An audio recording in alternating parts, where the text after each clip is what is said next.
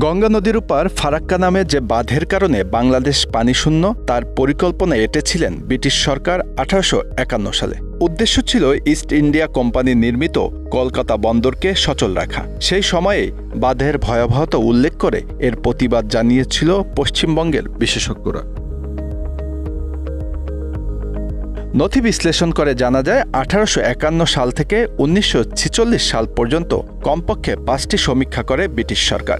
সমীক্ষার মাধ্যমে ব্রিটিশ সরকার গঙ্গা নদীর পানিকে নিয়ন্ত্রণ এবং পশ্চিমবঙ্গের হুগলি নদীর পলি জমার সমস্যার সমাধানের জন্য ফারাক্কা বাঁধের একটি প্রাথমিক ধারণা তৈরি করে। তবে প্রকল্পটির কাজ বাস্তবায়ন হয় স্বাধীনতার পরে ভারতীয় সরকারের মাধ্যমে। পশ্চিমবঙ্গের কলকাতা শহরের হুগলি নদীর পূর্ব তীরে অবস্থিত শ্যামাপ্রসাদ মুখার্জি পোর্ট ট্রাস্ট নামে পরিচিত কলকাতা বন্দর। এটি ভারতের একমাত্র নদী তীরস্থ প্রধান বন্দর। বন্দরটি সমুদ্র থেকে প্রায় 203 কিলোমিটার অভ্যন্তরে। বন্দরটি 19বিংশ শতাব্দীতে ব্রিটিশ ভারতের প্রধান বন্দর ছিল। 1950 ও 1960-এর দশকে কলকাতা বন্দরের কাছে হুগলি নদীতে পলি জমা একটা বড় সমস্যা হয়ে দাঁড়ায়। এই পলি ধুয়ে পরিষ্কার করার জন্য ফারাক্কা বাঁধ তৈরি করা হয়। জানুয়ারি থেকে জুন শুকনা মৌসুমে যাতে ফারাক্কার বাঁধ গঙ্গায় 40,000 ঘনফুট পানি হুগলি নদীর অভিমুখে চালিত করে। সেই পরিকল্পনা অনুযায়ী ভারত পশ্চিমবঙ্গ রাজ্যের মালদহ ও মুর্শিদাবাদ জেলায় এই বাঁধ নির্মাণ কাজ শুরু করে 1961 সালে, যা শেষ হয় 1975 সালে। 7,350 ফুট লম্বা এই বাঁধ নির্মাণে ব্যয় হয়েছিল প্রায় $1 বিলিয়ন, যা সোভিয়েত রাশিয়ার সহায়তায় বানানো হয়েছিল। হিন্দুস্তান কনস্ট্রাকশন কোম্পানি বাঁধটি তৈরি করে।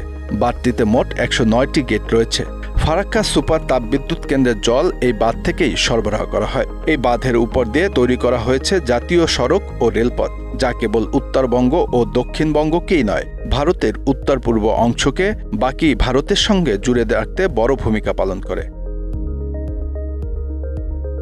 তৎকালীন ভারতের পশ্চিমবঙ্গের চিফ ইঞ্জিনিয়ার শ্রী কপিল ভট্টাচার্য এই পরিকল্পনার ভয়াবহতা উল্লেখ করে বিরোধিতা করেছিলেন। প্রতিবেদনে তিনি জানান, গঙ্গা থেকে অপসারিত 40,000 কিউসেক পানি ফিডার খাল কিংবা হুগলি ভাগীরথী ধারণ করতে পারবে না। গঙ্গা এবং ভাগীরথীর প্রবাহ রেখার উচ্চতার তারতম্যের কারণে পানির সঞ্চালন কষ্টকর হবে।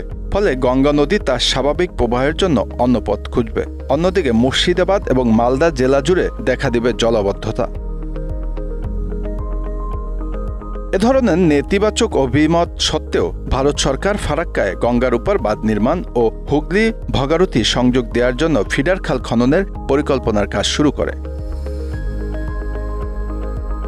ফারাক্কা বাঁধ নিয়ে ভারত এবং বাংলাদেশের মধ্যে সম্পর্কের টানাপোড়েন শুরু হয় বাঁধটি কার্যক্রমের আসার পর থেকেই। 1977 সালে দুই দেশের মধ্যে একটি সাময়িক সমঝোতা চুক্তি স্বাক্ষরিত হয়, কিন্তু এরপর থেকে এ নিয়ে আলোচনা এবং সমঝোতার প্রচেষ্টা অব্যাহত রয়েছে।